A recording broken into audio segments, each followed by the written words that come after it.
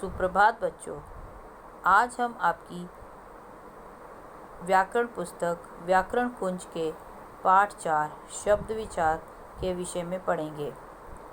बच्चों, हमने पिछले पाठ वर्ण विचार में पढ़ा कि वर्ण किसे कहते हैं। वर्ण के 2 भेद, स्वर और व्यंजन किसे कहते हैं।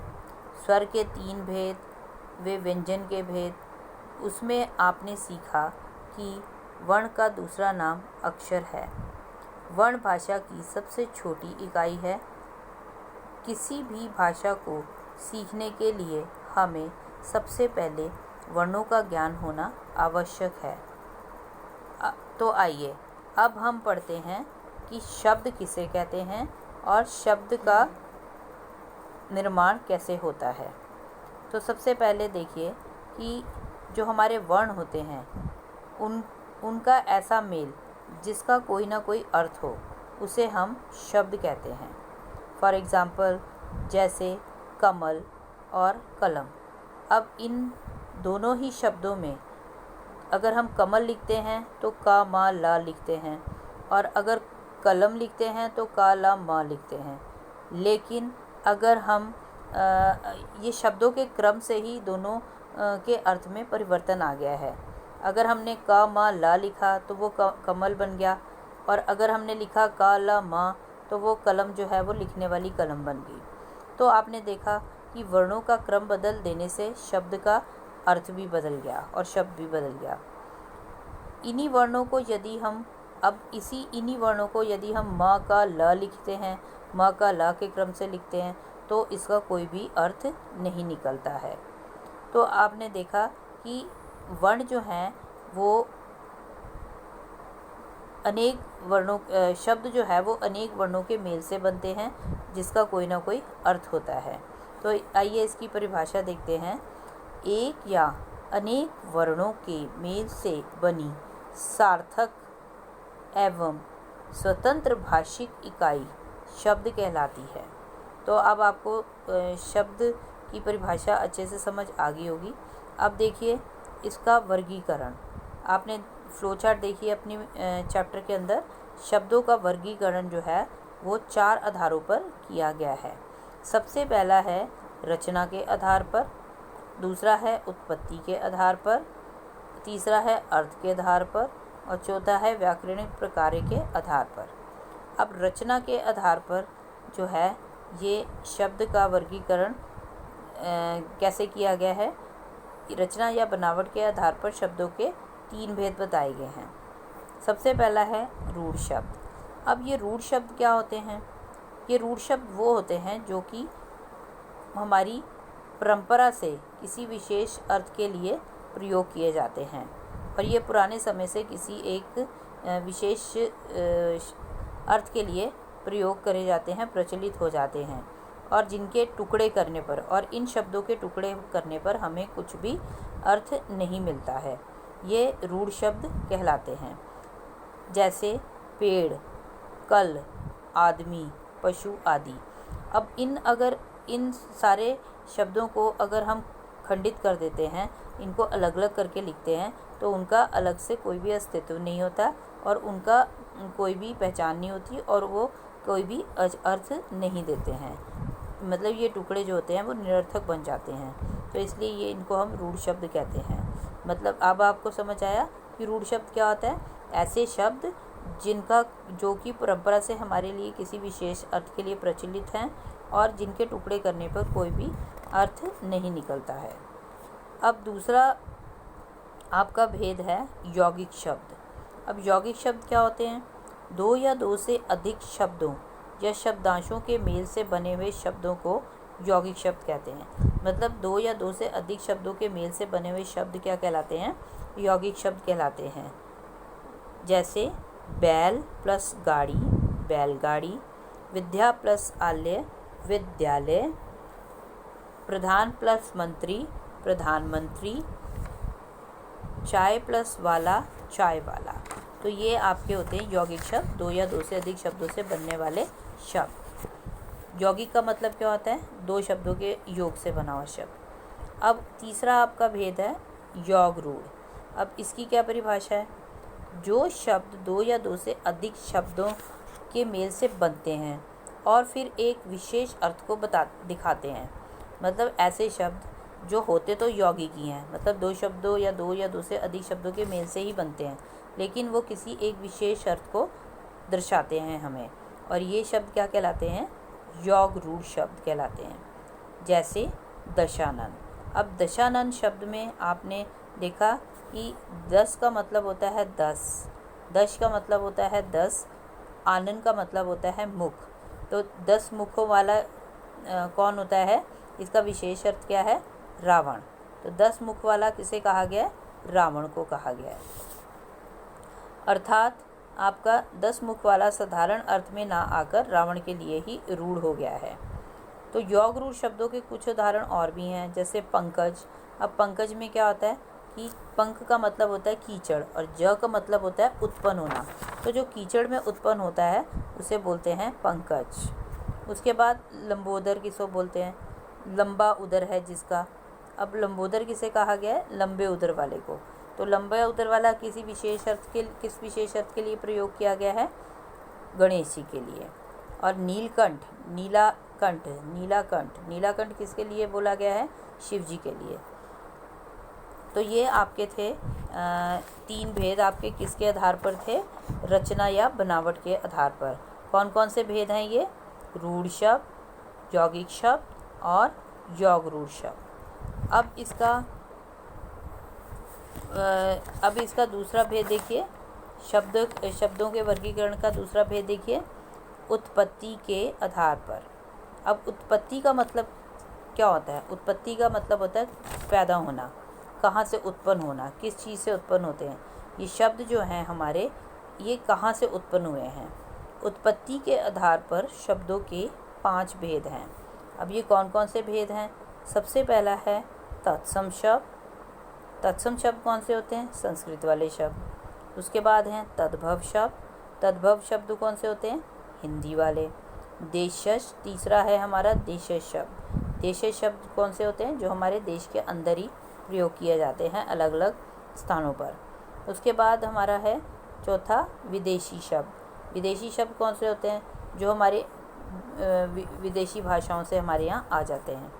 उसके बाद है 5वां संकर शब्द। ठीक है, अब इनके बारे में हम डिटेल में पढ़ते हैं। सबसे पहला है हमारा तत्सम शब्द। अब तत्सम शब्द कौन से होते हैं? तत्सम शब्द वो शब्द होते हैं जो कि संस्कृत भाषा से हमारी हिंदी भाषा में ज्यों के त्यों प्रयुक्त होते हैं। मतलब उनमें कोई बदलाव नहीं किया जाता, कोई परिवर्तन नहीं किया जाता, और जैसे वो संस्कृत में प्रयोग किए जाते हैं उसी रूप में वह हमारे हिंदी में भी प्रयोग किया जाते हैं। तो ये शब्द होते हैं तत्सम शब्द, जैसे रात्रि, ज्येष्ठ, क्षेत्र, कर्म, अग्नि, पवन आदि। अब उसके बाद ख है तद्भव शब्द। तद्भव शब्द कौन से होते हैं? ये संस्कृत भाषा के जो शब्द परिवर्तित होकर हिंदी भाषा में प्रयोग किए जाते हैं। संस्कृत भाषा के जो शब्द परिवर्तित होकर, मतलब कि संस्कृत के शब्द जो परिवर्तन होने के बाद हिंदी भाषा में प्रयोग किए जाते हैं, मतलब उनका हिंदी में परिवर्तन हो जाता है और वो हिंदी में प्रयोग किए जाते हैं, उन्हें हम तद्भव शब्द कहते हैं। जैसे हमने रात्रि हमारा संस्कृत शब्द था, जब हम रात्रि को रात में चेंज कर देंगे तो वो तद्भव शब्द बन जाएगा। इसी तरह ज्येष्ठ जो था हमारा तत्सम शब्द था, जब उसको जेठ बोलेंगे तो वो तद्भव शब्द बन जाएगा। क्षेत्र जो था हमारा संस्कृत शब्द था, जब उसको खेत बोलेंगे तो वो क्या बन जाएगा? तद्भव शब्द बन जाएगा। इसी तरह कर्म जो है हमारा संस्कृत शब्द है, जब उसको काम में चेंज कर देंगे, हिंदी में चेंज कर देंगे तो वो काम बन जाएगा, तो वो हमारा तद्भव शब्द कहलाएगा। अग्नि जो है वो संस्कृत शब्द है। अग्नि के बाद अगर उसको हम आग में परिवर्तन कर देते हैं तो हिंदी में चेंज हो गया वो, और वो बन जाएगा हमारा तद्भव शब्द। इसी तरह पवन शब्द जो है संस्कृत शब्द है, जब उसको पौन बोलेंगे, हिंदी में परिवर्तित कर देंगे पौन, तो वो बन जाएगा हमारा तद्भव शब्द। तो इस प्रकार से आपने देखा कि तत्सम शब्द जो होते हैं वो संस्कृत के शब्द जो होते हैं वो वैसे के वैसे ही हमारे हिंदी में प्रयोग करे जाते हैं, और तद्भव जो होते हैं वो संस्कृत के शब्दों को जब हम परिवर्तित करके हिंदी भाषा में प्रयोग करते हैं तो वो तद्भव शब्द कहलाते हैं। अब इसमें आपकी बुक के अंदर एक छोटी सी टेबल दे रखी है, उसके अंदर आपको लिखे हुए हैं कुछ तत्सम शब्दों के तद्भव रूप इस प्रकार से हैं। तो ये सारी की सारी आपने टेबल लर्न करनी है और ये इम्पॉर्टेंट होती है और एग्ज़ाम में आती भी ज़रूर है। ये पहला शब्द है आपका अश्व। अश्व जो है इस जो है वो संस्कृत शब्द है और घोड़ा इसका तद्भव शब्द है। आम्र तत्सम शब्द है और तद्भव इसका आम है। हस्त तत्सम शब्द है, हाथ इसका तद्भव शब्द है। उसके बाद है मृत्तिका जो है तत्सम शब्द है और मिट्टी तद्भव शब्द है। सर्प जो है वो तत्सम शब्द है और सांप जो है आपका तद्भव शब्द है। मयूर जो है आपका तत्सम शब्द है और मोर आपका तद्भव शब्द है। स्वर्ण जो है आपका तत्सम शब्द है और सोना जो है आपका तद्भव शब्द है। इसी तरह से दूसरे कॉलम में अश्रु, अश्रु को तद्भव होगा आंसू। ओष्ठ का तद्भव होगा ओठ। कर्ण का तद्भव होगा कान। भ्राता का तद्भव होगा भाई। मस्तक का तद्भव होगा माथा। साईं का तद्भव होगा शाम। मातुल का शब्द तद्भव होगा मामा। और अंगुष्ठ का तद्भव होगा अंगूठा। अद्यय का तद्भव होगा आज। मुख का तद्भव होगा मुंह। शत का तद्भव होगा 100। घट का तद्भव होगा घड़ा। गृह का तद्भव होगा घर। अग्नि का तद्भव होगा आग। तो आपने ये देखा कि एक तरफ आपके तत्सम शब्द हैं और फिर उनका उसके बाद तद्भव जो है उनका हिंदी में रूपांतर कर रखा है। अब इसके बाद आपका ग पार्ट है देश शब्द। अब देश शब्द क्या कौन से होते हैं? वे शब्द जो क्षेत्रीय प्रभाव से आवश्यकता अनुसार निर्मित होकर प्रचलित हो जाते हैं।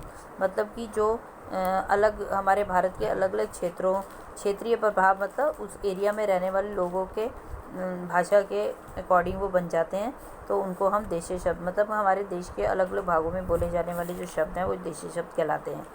जैसे जूता, झुग्गी, डिबिया, लकड़ी, खिड़की, पगड़ी आदि। उसके बाद आपका आता है विदेशी शब्द। विदेशी शब्द कौन से होते हैं? समय समय पर भारत में अनेक जातियां आईं जो अपने साथ अपनी अपनी भाषाएं लेकर आईं। अब उनके प्रभाव से हिंदी शब्द भंडार में अनेक विदेशी भाषाओं के शब्द आ गए। ऐसे शब्द विदेशी शब्द कहलाते हैं। इसका मतलब वही है कि अलग अलग समय में हमारे देश के अंदर जो अलग अलग देशों के जातियों के लोग आकर रहे और वो अपने साथ अपनी अपनी भाषाओं के शब्द लेकर आए, तो वो वही शब्द जो है वो हमारी हिंदी शब्द भंडार में वो प्रयोग होने लग गए और वो भी हमारी भाषा के अंदर प्रयोग होने लग गए। ऐसे शब्द जो हैं विदेशी शब्द कहे जाते हैं, जैसे डॉक्टर, स्टेशन, कानून, जहाज, चाय आदि। और इसी तरह से हिंदी में प्रयोग किए जाने वाले कुछ विदेशी शब्द जो हैं ये उनका आपको ये एक वो दे रखा है, कॉलम दे रखा है। इसके अंदर आपको ये सारे अलग अलग शब्द हैं, इनको आप अच्छे से लर्न कर लेंगे। सबसे पहले आपको अंग्रेजी के कुछ शब्द दे रखे हैं, इसके मैं थोड़े से आपको पढ़ के बताऊंगी। जैसे company, engineer, cup, car, college, cricket, clerk, gas, chocolate और इसी तरह से और भी हैं। और उसके बाद हैं अरबी शब्द, आज़ाद, इशारा, औरत, इनाम, कानून, मुहावरा, मेहनत, शर्त, शतरंज, सबूत, मरीज आदि। और इसी तरह से फ़ारसी शब्द हैं आपके। इसी तरह से पुर्तगाली हैं, तुर्की हैं, फ्रांसीसी हैं, जापानी हैं, चीनी हैं, रूसी हैं, मले हैं, उसके बाद डच हैं। तो ये सारे आपको शब्द जो हैं वो लर्न होने चाहिए। इसके बाद देखिए आपका उत्पत्ति के आधार पर एक पांचवा भेद आपका है संकर शब्द। अब ये संकर शब्द कौन से होते हैं?